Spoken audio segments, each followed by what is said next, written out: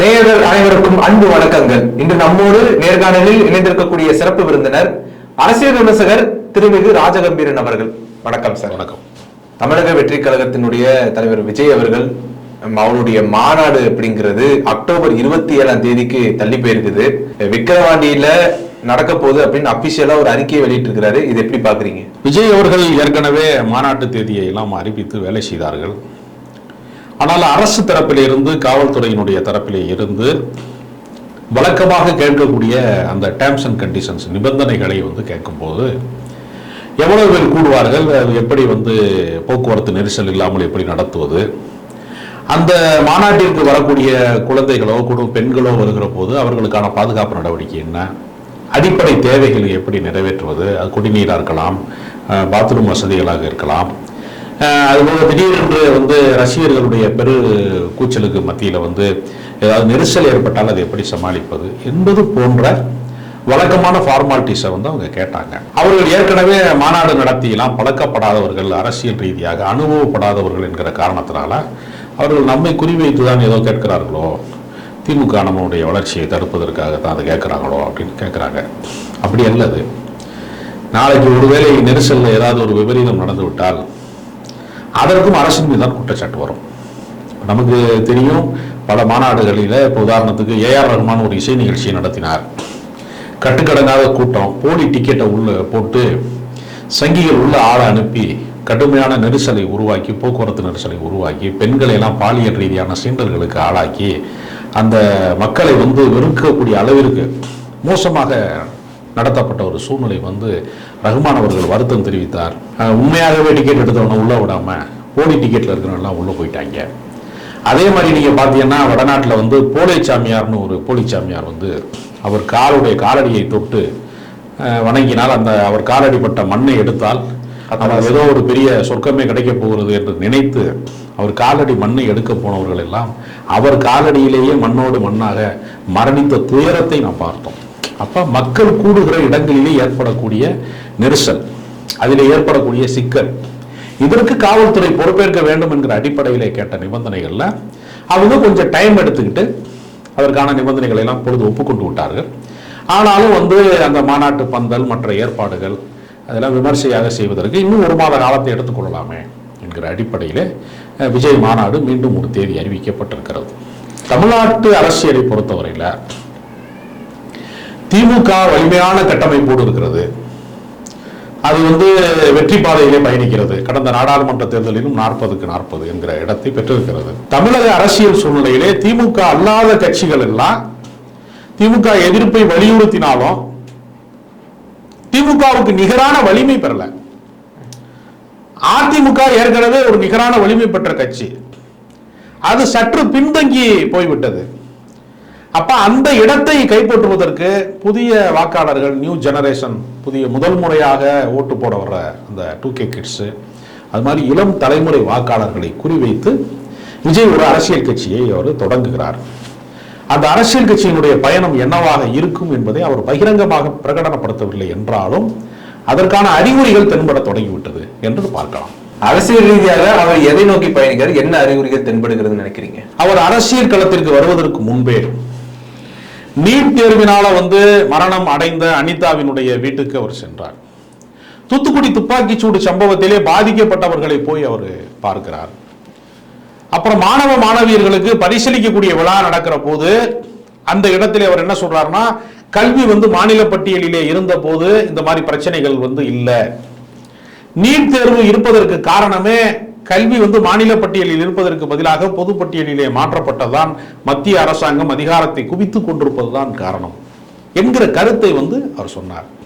இப்ப இது போன்ற கருத்துக்களை சொல்வதன் வழியாக அவர் முழுக்க வலதுசாரிகளுக்கு எதிரான நிலைப்பாட்டிலே இருக்கிறார் என்று சொல்லுகிற போது ஏறத்தாழ முற்போக்கு சிந்தனை கொண்டிருக்கிறவர்கள் எதையெல்லாம் பேசுகிறார்களோ, திராவிட இயக்கம் எதை பேசுகிறதோ, இடதுசாரிகள் எதை பேசுகிறார்களோ அந்த கருத்தை தான் அவரும் பேசுகிறார் என்கிற போது அவருடைய அரசியல் பாதை தெளிவாகிவிட்டது. கடந்த செப்டம்பர் 17 பெரியார் திடலுக்கு சென்று பெரியாருடைய சிலைக்கு மாலை அணிவித்ததன் வழியாக அவர் தன்னுடைய கொள்கை பிரகடனத்தை தெரியப்படுத்தி விட்டார்.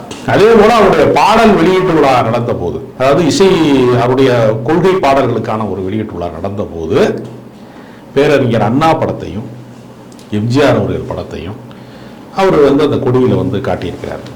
அப்படி என்றால் அவருடைய அரசியல் பாதை என்பது அண்ணாவினுடைய பாதை தான்.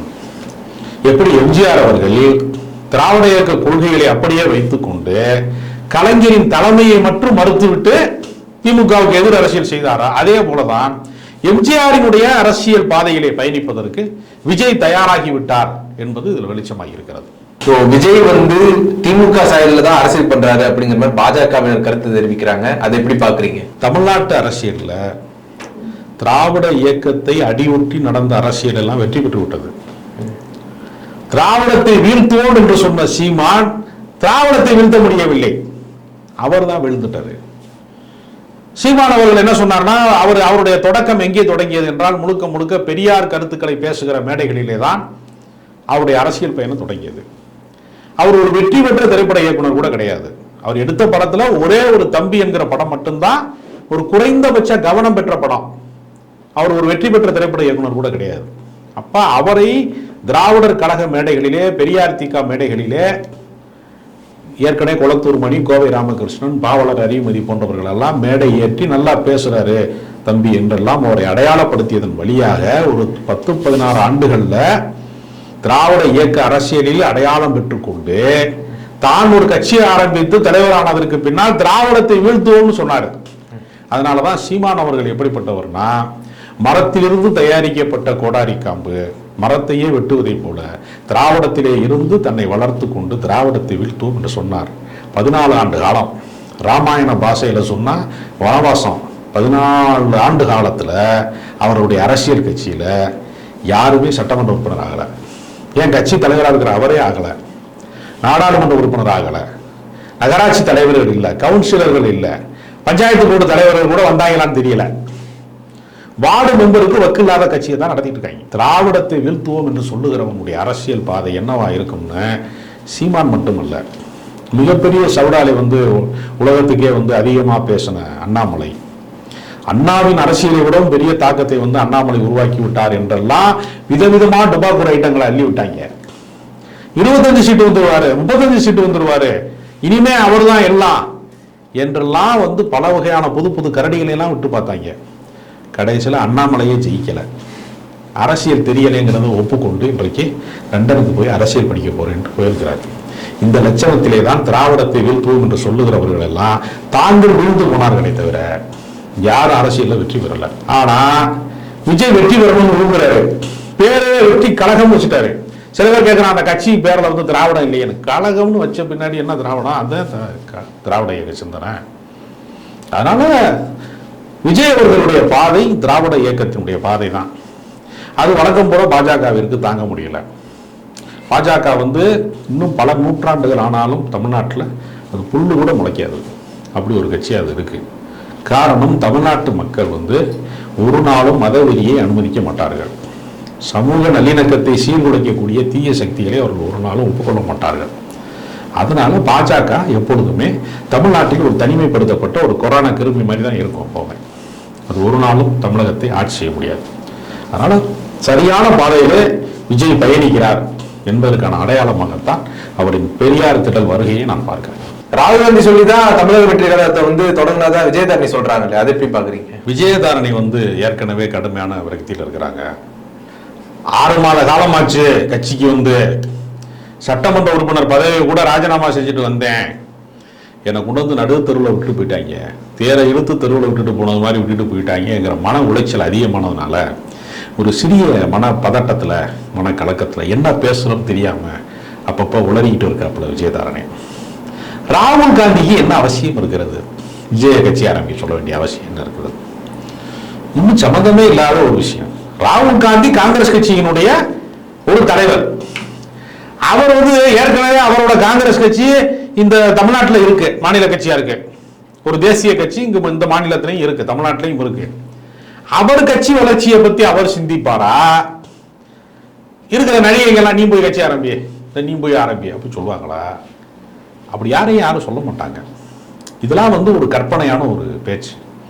அதனால ராகுல் காந்திக்கு எந்த விதமான அவசியம் இல்லை. ராகுல் காந்தி காங்கிரஸை வலிமைப்படுத்துவதற்கு நடைபயணம் போறாரு. கன்னியாகுமரியில இருந்து காஷ்மீர் வரைக்கும் நடைபயணம் போறாரு. எங்கு மக்கள் பிரச்சனையாக இருந்தாலும் முதல்ல போய் நிற்கிறார். வயநாட்டில் நிலச்சரிவுனா பிரதமர்லாம் அப்புறம் 10 நாள் கழிச்சு வர்றாரு. முதல் ஆளாக பாதிக்கப்பட்ட இடத்துல போய், அதாவது காட்டுக்கு ஏன் சிங்கம் ராஜா அப்படின்னு ஒரு கதை இருக்கு. ஏன் சிங்க ராஜானா, காட்டுக்குள்ள ஏதாவது ஒரு பேரிடர் நடந்தா, ஒரு பிரச்சனை நடந்தா புலி பதுங்கித்தான் பாயும், யானை மெதுவாத்தான் வரும், சிங்கம் தான் முதல்ல சீறிக்கிட்டு வெளியே வரும். பிரச்சனைகளிலே தன்னை யார் முதலில் ஒப்படைக்கிறார்களோ அவர்கள் தான் தலைமை பண்பு மிக்கவர்கள். சிங்கத்துக்கு ஒரு வரலாறு சொல்லுவாங்க. அது போன்று ராகுல் காந்தி மக்கள் பிரச்சனைகள்ல தன்னை முதன்மைப்படுத்திக் கொள்ளக்கூடாது. அதனால இந்த கொள்ளைப்புற அரசியல், பின்னாடி இருந்து யாரையாவது தூண்டி விடுறது, இதெல்லாம் பாஜக செய்யற வேலை. பாஜக தான் போய் ரஜினிகாந்த் வீட்டு வாசல்ல நின்று ரொம்ப வருஷமா நின்று பார்த்தாங்க. அவர் போட உனக்கு ஒன்றும் போட முடியாதுன்னு சொல்லி விரட்டி விட்டாரு. அது மாதிரியான கொள்ளைப்புற அரசியலை காங்கிரஸ் செய்யறது கிடையாது. குறிப்பாக ராகுல் காந்தி செய்யறது கிடையாது. கடந்த கால காங்கிரஸ்ல வேணா அப்படி ஏதாவது தவறுகள் வந்திருக்கலாம். நிகழ்கால அரசியல் அப்படி ஒன்று கிடையாது. ராகுல் காந்தி விஜய் யாரு ஜனநாயகத்திற்கு வந்தாலும் வரவேற்பாரு. அதுக்காக அவரே அவரை தூண்டி விடுறாரு அப்படின்னா, மோடியை தான் பார்த்துருக்கிறாரு விஜய். மோடி கூட தான் பிறந்த நாளைக்கு வாழ்த்து சொன்னார். பெரியார் திடலுக்கு போன அன்னைக்கு கூட மோடிக்கு ஒரு எக்ஸ்தலத்துல ஒரு வாழ்த்து சொன்னாரு. சீரடி சாய்பாபா கோயில் கூட தான் போனாரு. உடனே அவர் ஜோசப் விஜய் கிடையாது, சாய்பாபா விஜயன் கூட சொல்லுவாங்க. அதனால இதெல்லாம் ஆளுக்காளுக்கு கிளப்பி விடுற பொருளைகள். அதனால கருத்தியல் ரீதியாக அவர் ஒரு மதச்சார்பற்ற சக்தியாக இருக்கிறார்.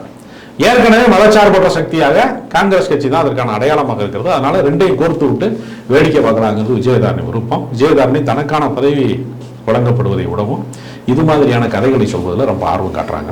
புரிஞ்சுக்க முடியும். உங்களுடைய நேரத்தை ஒதுக்கி எங்களோட கருத்துக்களை பகிர்ந்தமைக்கு நன்றி சார்.